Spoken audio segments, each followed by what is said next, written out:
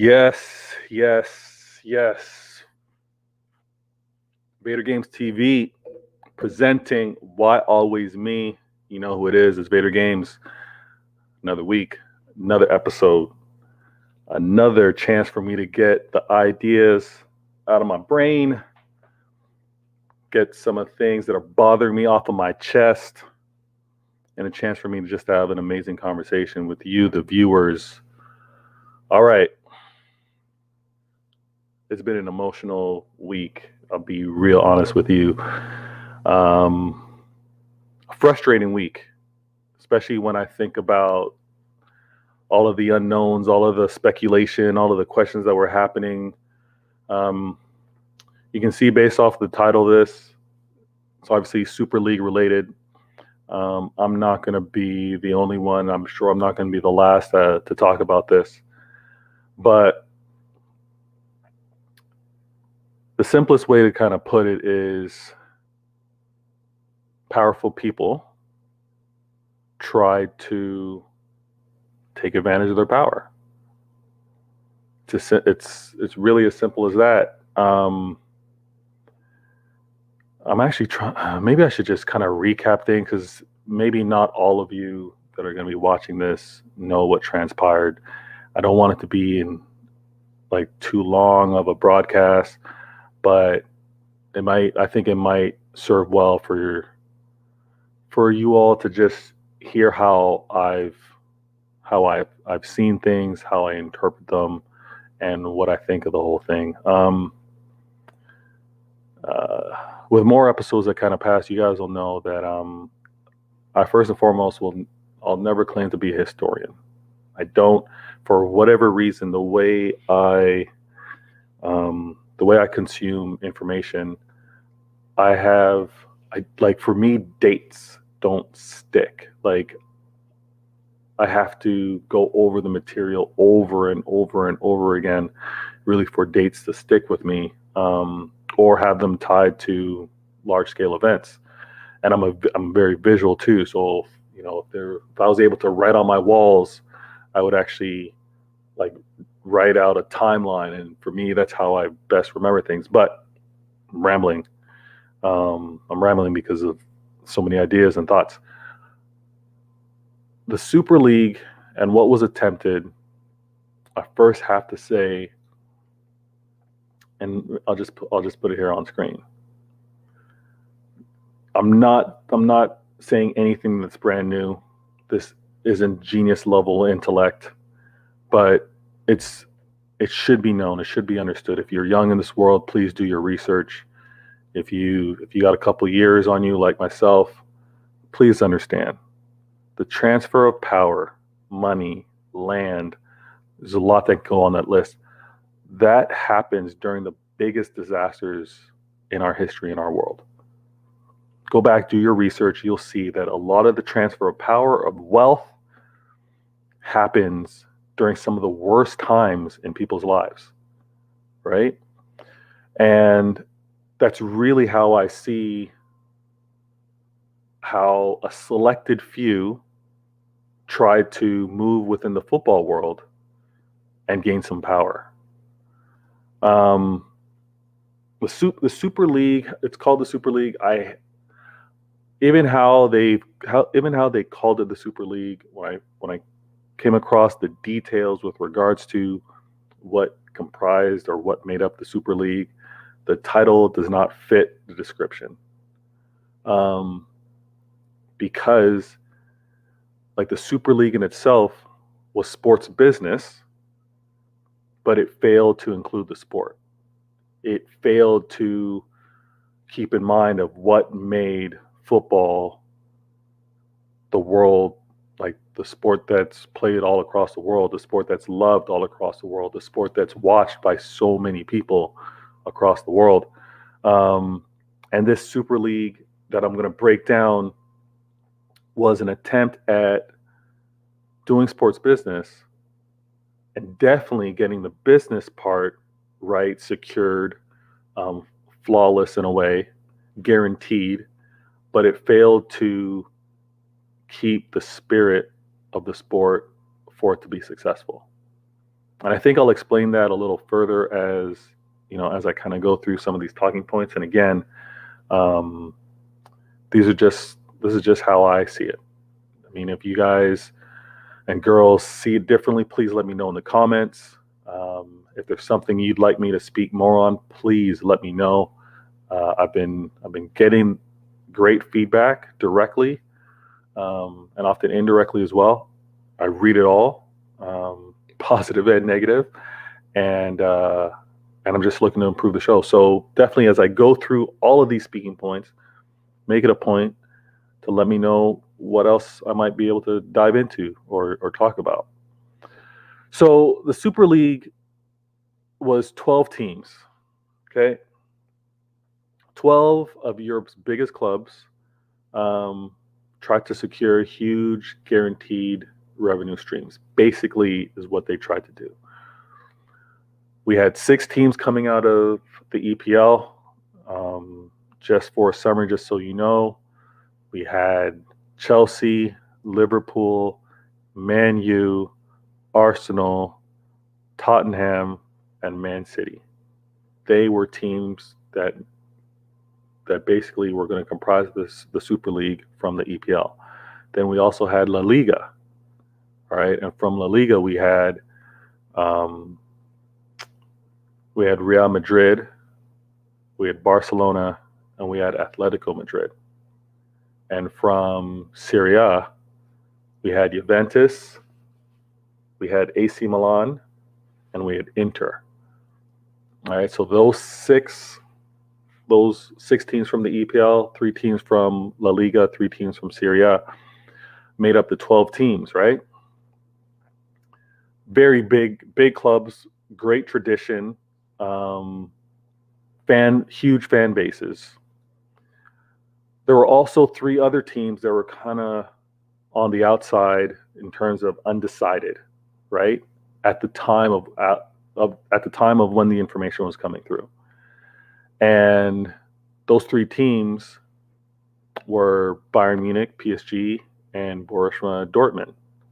All right. So that would have made 15 teams in total, the way things were kind of moving, right? And what the Super League was also proposing is that those 15 teams would comprise of the league itself, right? The main league, like, year in, year out, that those 15 teams would play had they all agreed. The ones that actually separated from, I guess, the Champions League, which was the structure of the competition that they no longer want to play in, making up the Super League, was definitely going to be the founding 12 teams, right? Because these 3 teams were undecided, and 5 teams would qualify, and they would qualify based off of how successful they were the previous year. Okay, so those details didn't come out, but you can assume that rules would have came out in terms of maybe you had to be top of your league, maybe you had to, maybe it could have just strictly been a financial thing, maybe based off of success with regards to fan base. Maybe it would have been success based off of multiple tournaments, how they would have been able to determine whether those missing 5 were added for the year. So 5 teams were going to be added, making it 20 teams. And those 20 teams were going to be randomly, that's what they said, year by year, they're going to be randomly split into 2 separate halves, right? And those 2 separate halves would be playing each other like if it was a season, right? So you got 10 and 10, they'd play each other home and away on during the week on Monday, Tuesdays, and Wednesdays. So if you guys are very familiar, Champions League games happen midweek, okay? Because you play your championship matches, and then you play your domestic games on the weekend. So what the Super League was proposing was that, this initial 12 teams, those 3 additional teams were kind of on the fence, And then those 5 teams that they would determine based off of whatever criteria, they would then make up the 20-team league, and they would play throughout the season starting in August and basically replace the Champions League. That's really what it was going to be. So it wasn't to disrupt the domestic leagues that all these teams already played in. However, if you look at the teams and let's all hold hands and say that they're the biggest teams, right? If the biggest teams are now out of what we currently know of the Champions League, then you can see where the threat is. You can see where the problem is, because the Champions League now doesn't have the same shine, doesn't have the same popularity with regards to interest from the teams that are no longer in it. The biggest teams are basically pulled out of it. Now, there are a lot of great teams in the world of football, but when you think of marquee teams, easily the Man Cities, the Man U's, the Liverpools, the Arsenals, Real, Barca, those come to mind, right? That's clear. AC Milan, those come to mind. But they were so snaky with how they did this that there was absolute pushback, absolute issues with just how the movement was to get this off the ground, and also further details that came out with regards to how this league was actually going to be managed. And here's where I had tremendous issue with it. All right. So there's a lot of quotes. There's been a lot of people that have come out, obviously, against the Super League. I mean, the Super League, at the time of you watching this video, has been dissolved. Okay. It's been killed because of so much outrage from fans, players, managers, opposing teams, let alone regardless of the teams that made it into the founding teams or the teams that are on the outside looking in. It doesn't matter. Fundamentally, when they were looking at this, it was not good for the sport. And sport business with no sport is not good business, because you're missing what's fundamentally needed, what's enjoyed by most people. The entertainment of that sport is really what drives it. And in this sport business, what they were trying to do was they're trying to guarantee financial success without performance success. So these sports businesses, no sport, because teams weren't impacted with poor performance. These teams would not have been, they wouldn't have missed a beat if they weren't performing well, because they are already, this is one thing that I didn't mention, they are guaranteed to remain in this Super League regardless of how they performed. So those 12, I'm going to remain on the 12. I'm not going to talk about the 3 and make it 15, because PSG, Dortmund, and Bayern were like, nah, we're not with it. Okay. And the other 12, the founding 12, were with it for a certain point. I'm going to get to that. But these 12 teams that were in this league, there was no jeopardy. So their poor performance didn't mean anything. They were going to remain in this league regardless. And there were a lot of things guaranteed for being in this league that I'm going to get to. But the nature of world football, which is a concept that not everyone understands, and I think it's also a concept that some of these power move makers, these owners, that they were trying to do, don't like the concept of, if you're good and you earn it, you get it. If you slip and don't remain one of the best, you're out. They don't understand the relegation promotion concept. I shouldn't say that. They do understand it. They don't like it for their business. But the problem with not liking it for your business is that it doesn't allow for an opportunity for more to get into the business. All right? And that is easily understood to be the US model. If you think of the NBA, you think of the NFL, You think of MLS. You think of MLB. No matter how bad your team is, if you're able to still pay your players, if you're still able to pay rent, if you're still able to, that's really it. If you're still able to run your business and suck, you remain in the league. There's so many classic or traditional bummy teams, right? I'm not going to disrespect them and list them on this broadcast, but you think about U.S. sport, and there's some teams that are just horribly bad, but they're still in it. And for other teams, other franchises to get into that sport, they have to come with the money.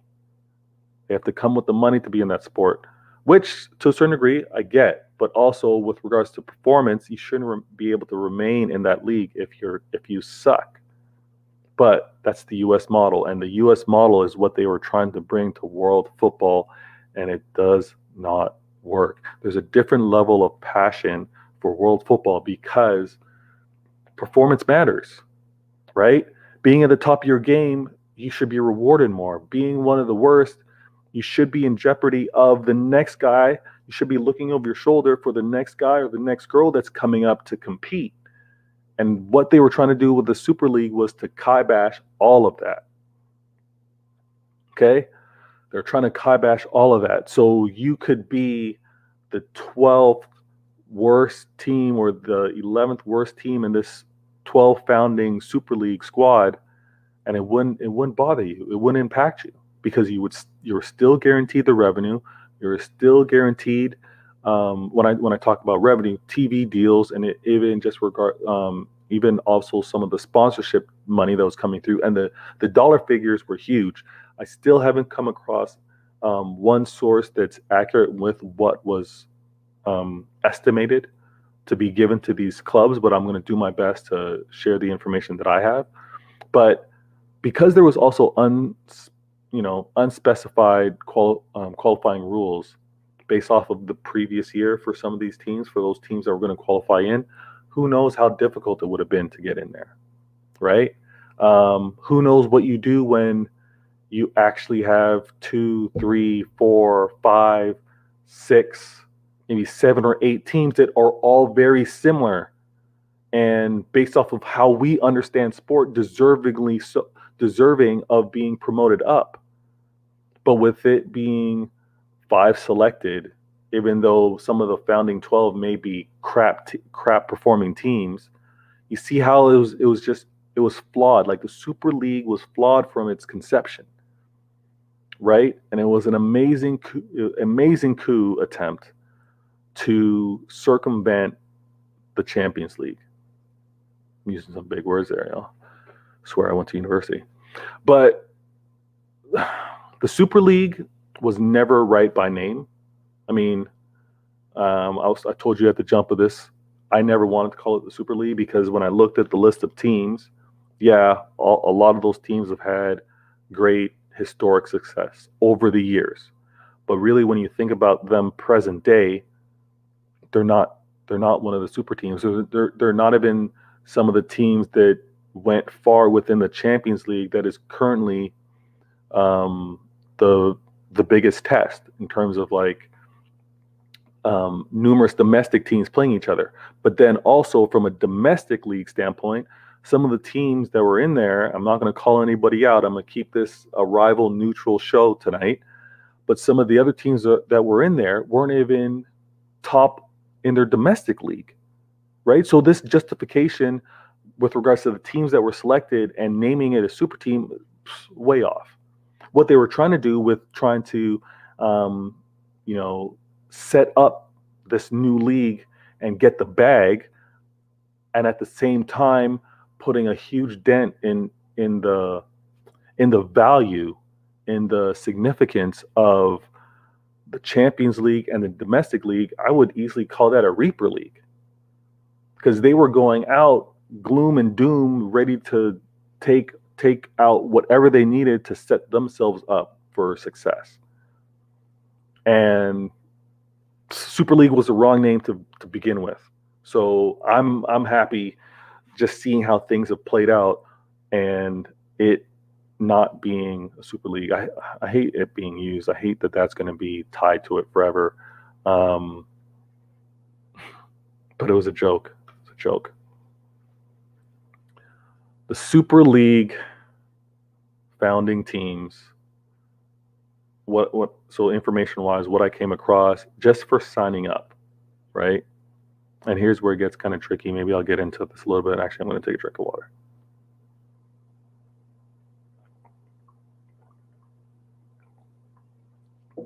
Talking for a while. But the Super League founding teams, were to receive 350 M's just for signing up. So let me break that down for you. Specifics, I don't know what the debt is for the founding 12. But top of mind, I've heard that Barca and Real are in tremendous debt. Tremendous debt. Like flirting, I think Barca's flirting around $1 billion in debt. Man City came out and talked about, not this year, but last year, there were 126 M's in debt. Or sorry, loss. I shouldn't say in debt, but they had profit loss last year. And we know that if Man City's at that level, then many of the other teams have taken a loss. So that 350 million just for signing up was very inviting, and can understand why these owners were trying to make that move, because these owners were already doing side deals, talking amongst broadcasters, talking about other sponsors. Yo, check this out. I know that I'm going to be able to pull these 12 teams. We're going to set up a league. It's going to be very similar to the Champions League. Here's what we're going to do. It's going to be a different revenue stream. Let's set this up. Let's get the streams going. Let's be able to tap into these branding opportunities. So they secured mad funds to be able to separate. Okay. So just for signing up, these 12 founding teams were going to get 350 mil year one. So it's a no-brainer with regards to how they want to manage their business. Now, what they want to tell you is that would go towards the club and the infrastructure. But already with how these owners have been moving with regards to the super team, and how these owners have been moving over the last 5-10 years, we know that they haven't been thinking that way. They haven't been, giving out the dollars like that, right? With regards to building their team or setting their team up for success. We know that a lot of these owners have been pocketing the success of the club, rightfully so. They're owners, but to think that money would have just set things straight for the club, I don't think so. And from what I also understand is that 3.5 billion was going to be given to each team for their infrastructure. It was going to help them reset for the COVID impact. And that 3.5, from how I understand it, was going to be, that's not a lump sum. That was going to be over several years. What the Super League were trying to do with regards to these teams is they were trying to have them actually lock in for 23 years. Now, I made a point to write it down. Why 23 years?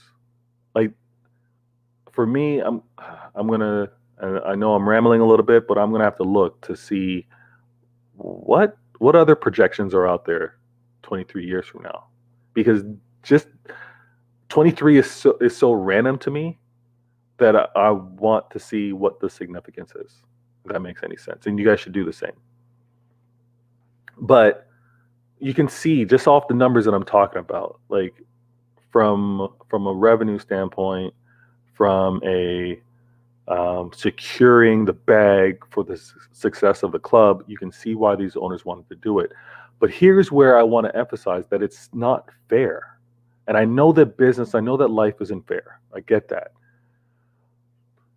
But the reason why it's so flawed and the reason why there was so much pushback is because for the success of world football, it can't be taken as whatever is best for me is enough. Because in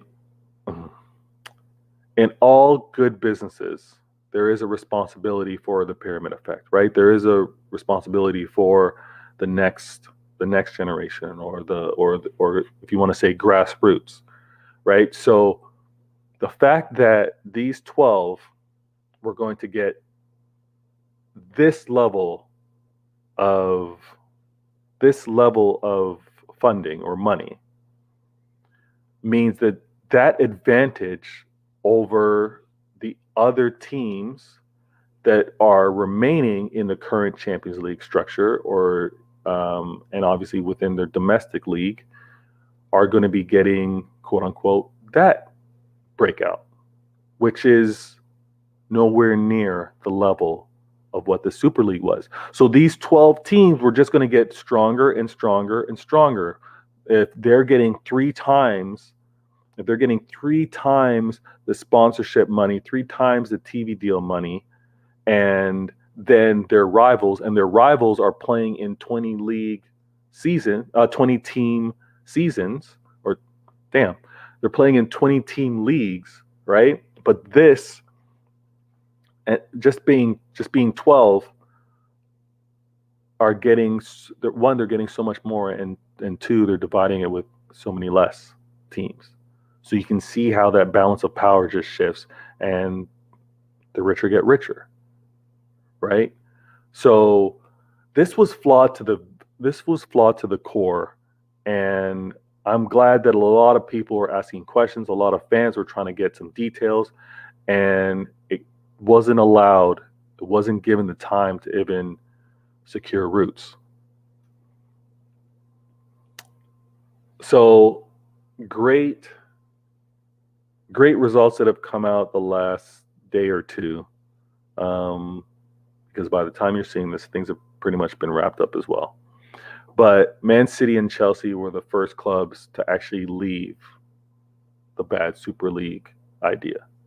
All right, and you can understand why. Man City, Chelsea aren't struggling for money. You know their owners. You know how that plays out. The same thing can also be said with regards to PSG that I mentioned earlier on why they weren't in any rush to join the Super League. Although when you see how the Super League was made up, the fact that there's 6 EPL teams making this up, you can see the league that actually draws the most eyeballs. You can see the league that garners the most attention. As great as Barca and Real are, and Atletico Madrid, as great as Inter, AC Milan,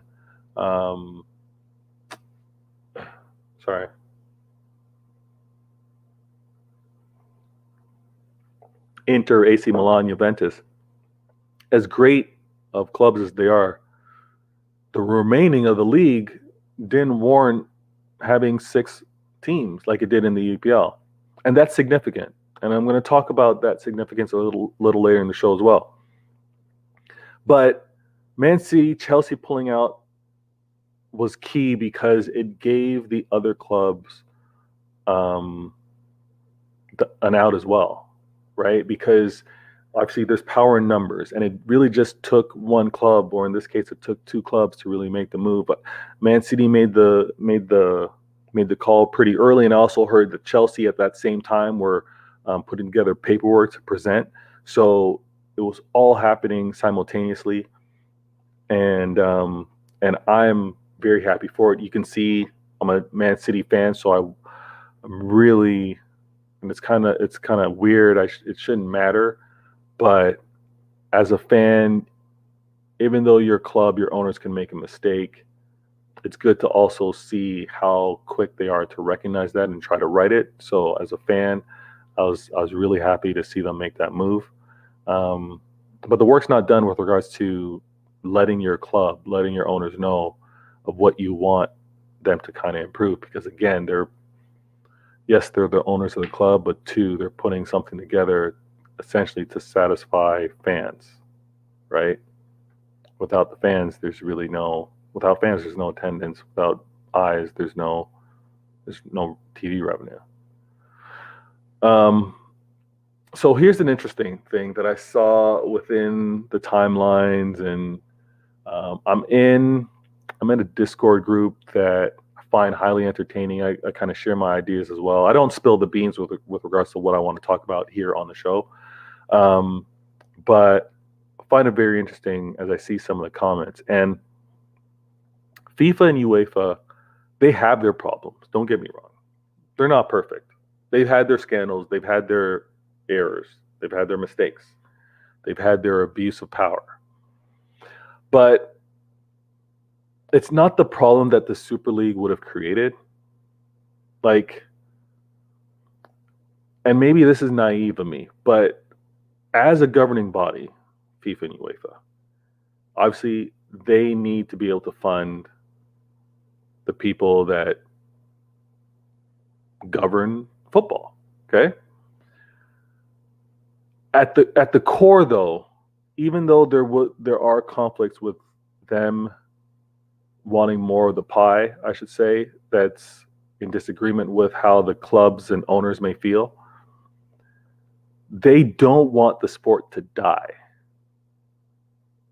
So as bad as FIFA and UEFA are, and we can see that with them trying to maybe like add more events, like they're trying to add more soccer, add more football, depending on where you are in the world, they aren't trying to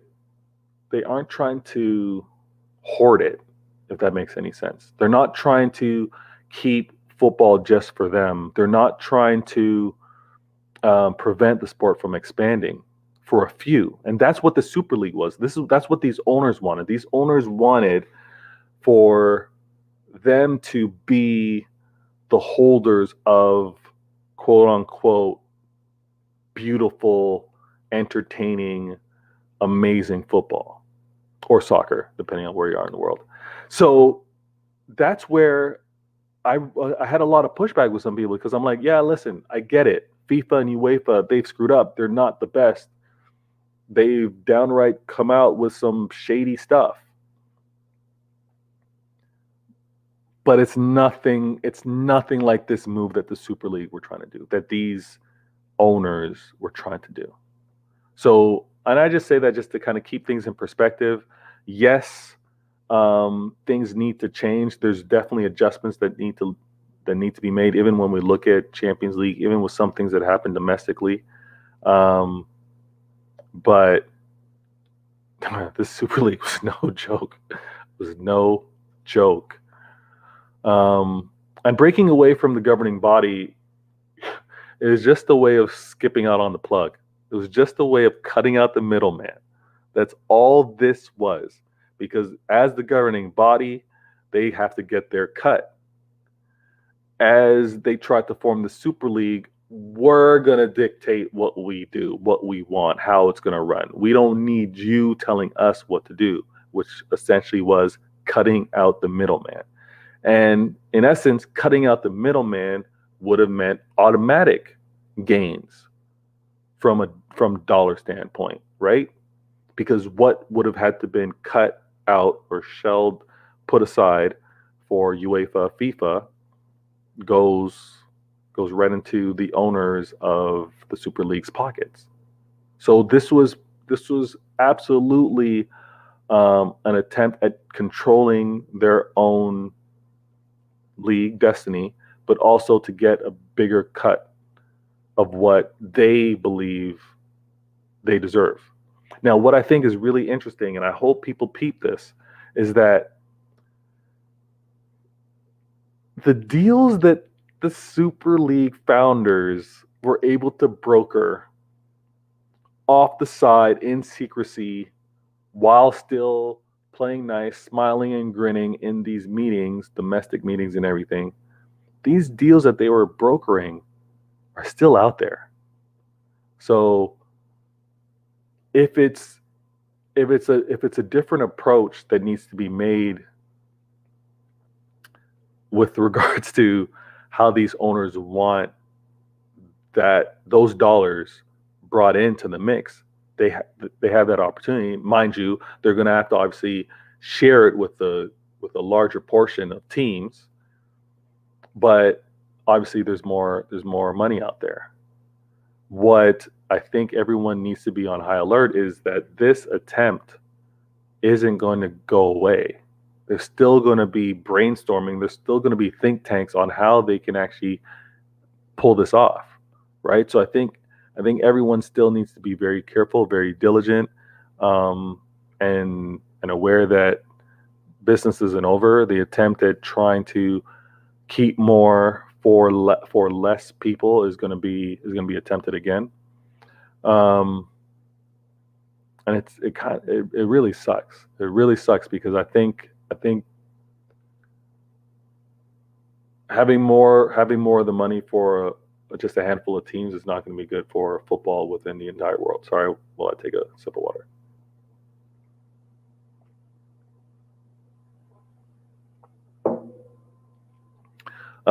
You know what? Let me transition this real quick. Give me a second.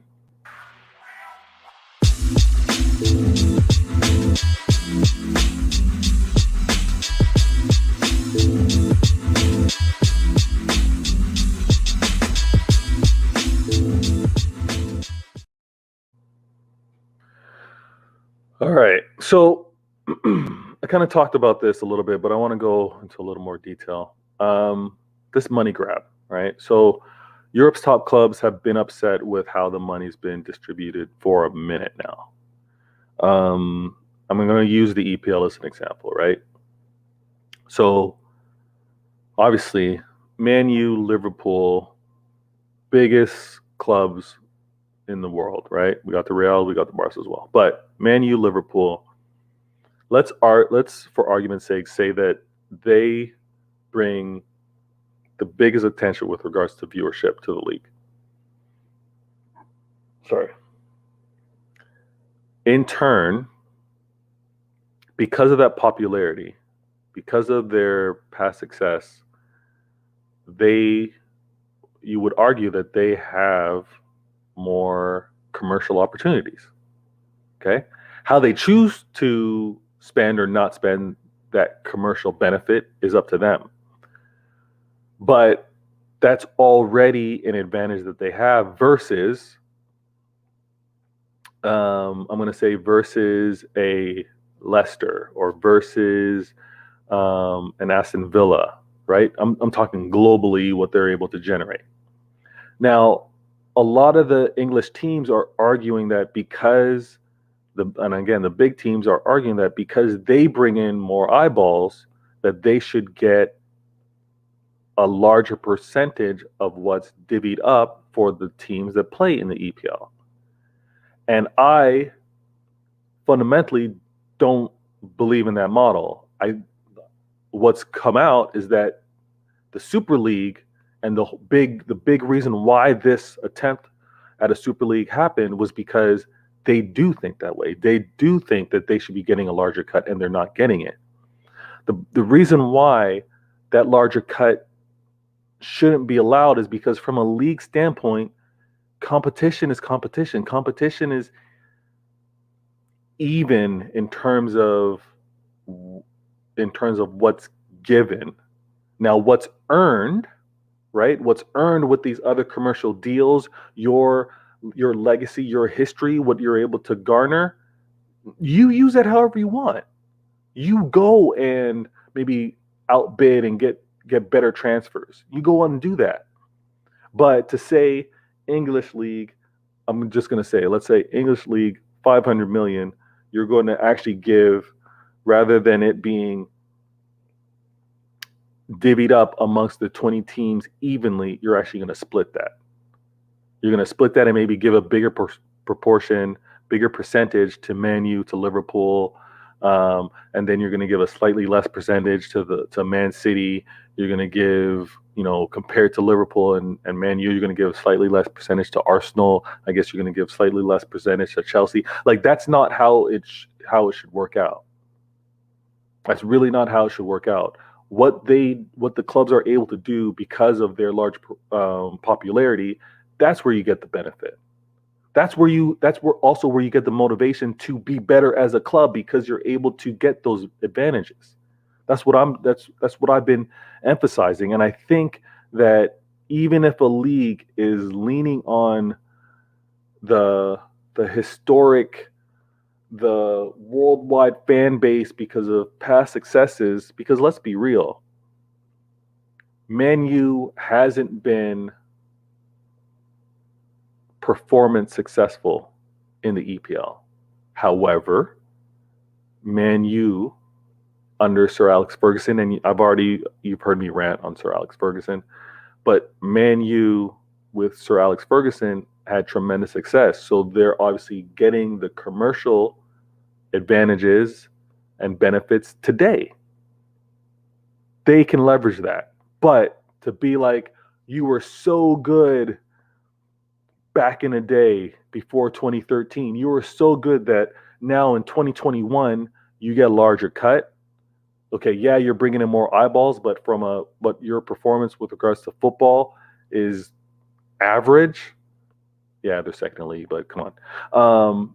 You see what I'm saying? That's where I think owners, and I get it, it's business, but when you have business and sport, you have to be able to separate the two for the fairness of the competition.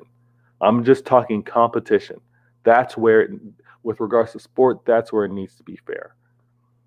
Okay?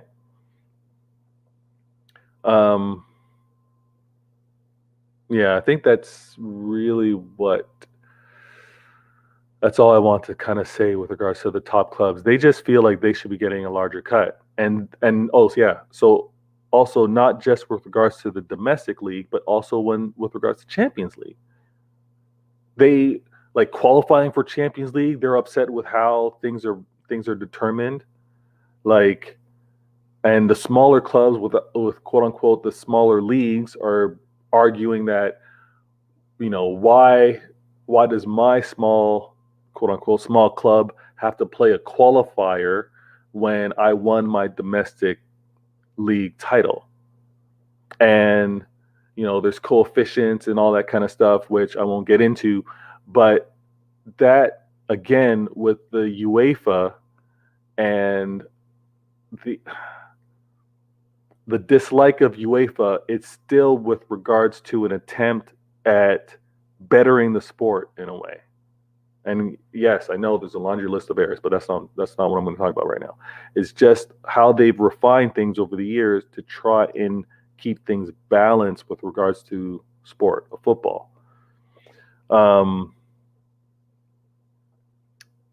It can't be a bigger cut. Qualifying for, right now the prestigious tourney, which is the Champions League, if as it stands right now, the top 4 teams of the EPL are in. That's not necessarily the case for some of the other leagues, and that's okay, because if all 4 of the lesser league were in there, no disrespect to the Scottish league, but that 3rd and 4th team would arguably get slapped up. And that's kind of like the learning, that's kind of like the thought process with regards to how things are managed now. But I totally believe in feedback with regards to what the owners and teams can give. Also fans, if they, with regards to feedback, surveys and things like that, to evolve the sport. But to just be like what these, super team builders tried to do was, nah, we're setting this up where we're not even worried about qualifying for this tournament. We're in it anyways. Flawed from the beginning. Mm.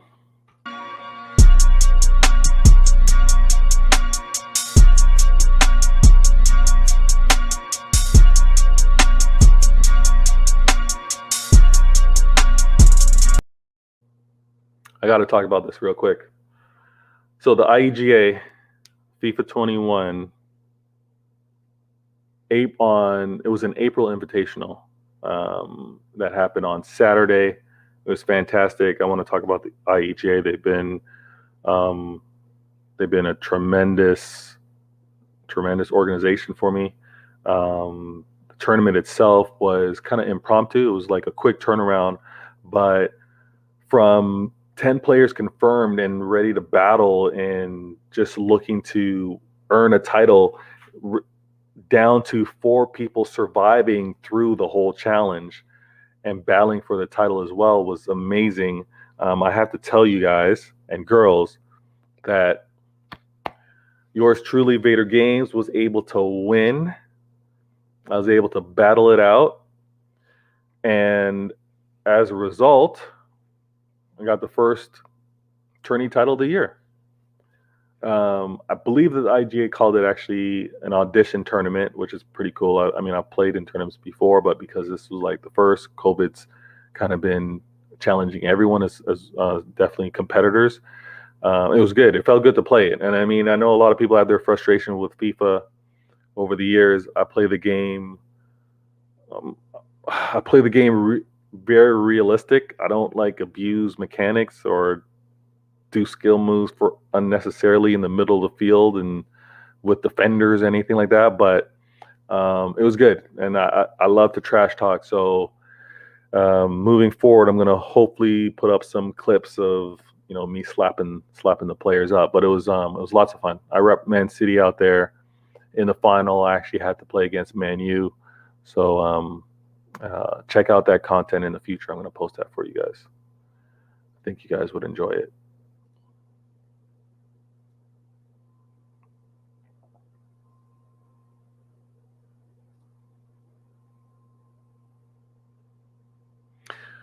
So a couple things just before I shut down too, and I want to let you guys and girls know. I'm a Libra, so birthday's in September, and balance is really important to me.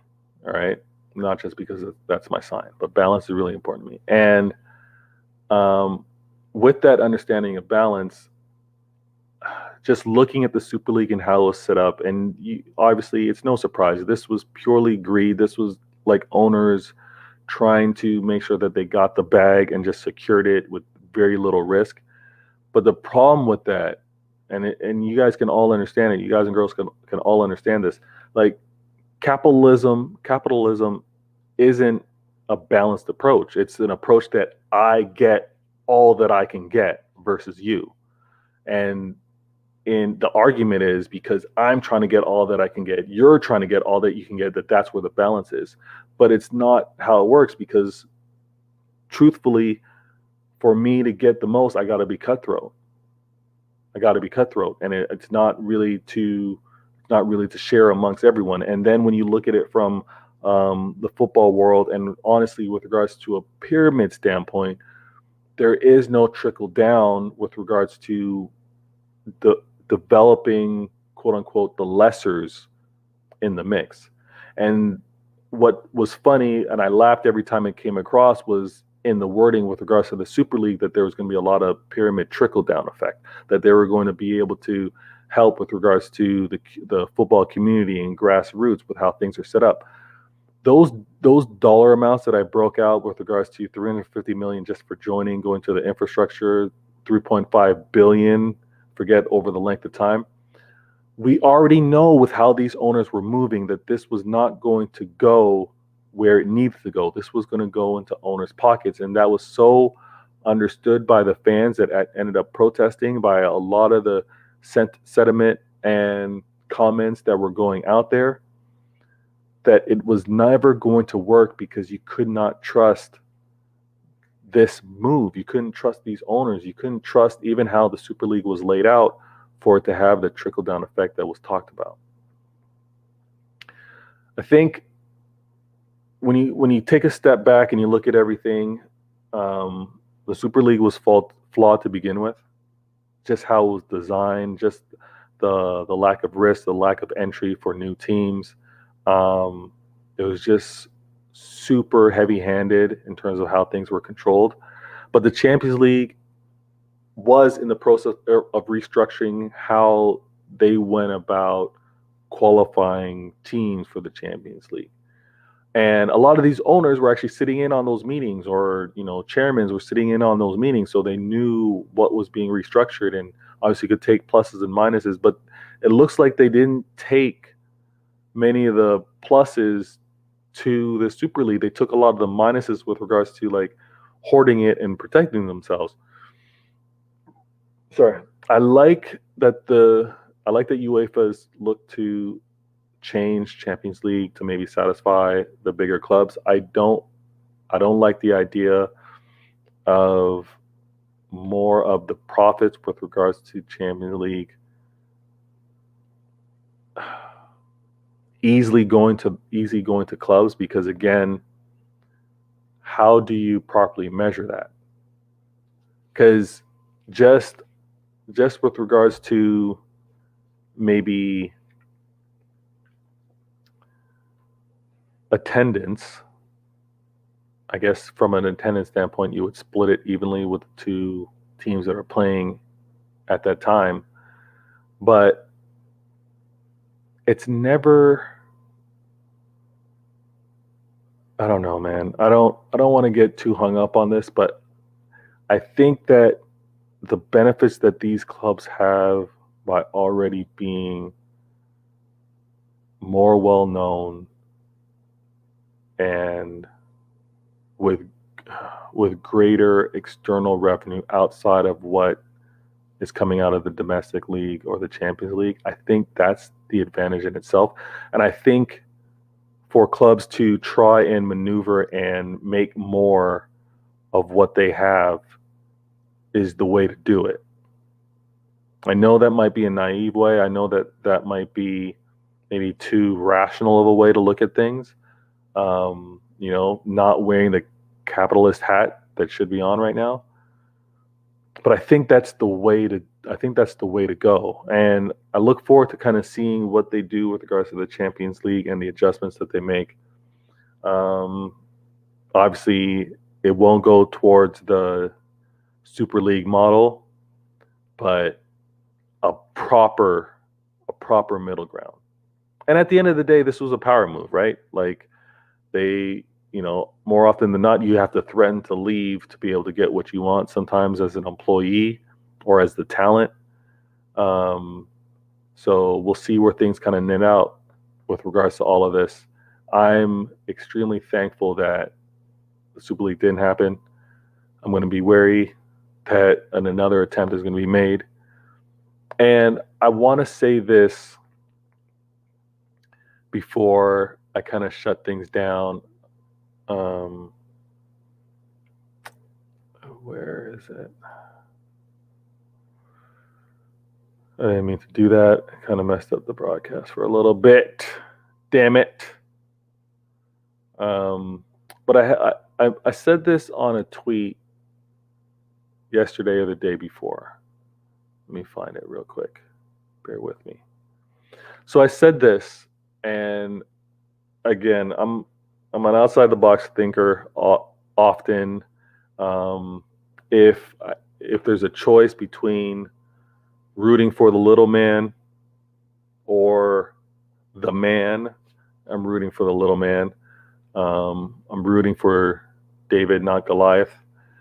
And I messaged this on Twitter, and I said, is the attempt to form a Super League by the 12 teams in world football a real life example or case study for the NBA's star players, superstar players, to form their own league?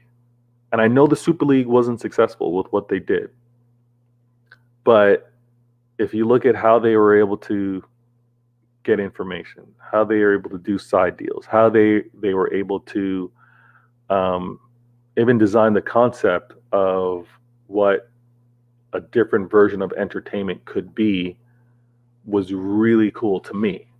I really like that idea. And if you think of this analogy and really tie it to the NBA, the owners in the clubs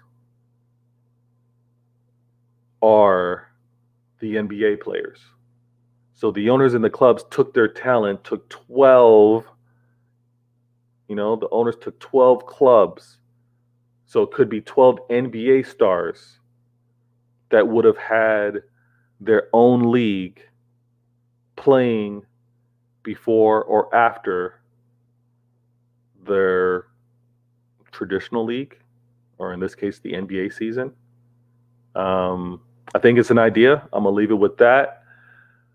Just something to think about. Me, I'm always looking at a different angle to look at things, to think about things, applying maybe history and seeing how history may repeat itself. But I enjoyed this show. I enjoyed getting these ideas out. I enjoyed stressful week. I enjoyed getting a lot of these things off my chest. And please continue to support the channel. Hit that follow button, or subscribe button, I should say. I appreciate the support, the comments as well. Trying to do as much as I can with regards to the channel. Check me out next week. Hopefully it'll be a lot less stressed. Man City back to its winning ways. Next, now that they've winning against 10 man down, by the way, winning against Aston Villa. Next up will be Champions League play, I believe. I think it's Carabao Cup. I think it's Spurs. I'm gonna have to look that up just to be sure. But whatever, Man City's gonna kill it. Man City has to kill it, and then Champions League against PSG. Again, appreciate the love and support. VatorgamesTV presenting Why Always Me, Man City fan. Even if you're not a Man City fan, you know what Why Always Me, what that's all about. Noisy neighbors, Vader Games, shutting it down. Much respect. Catch me again next week. I'm out.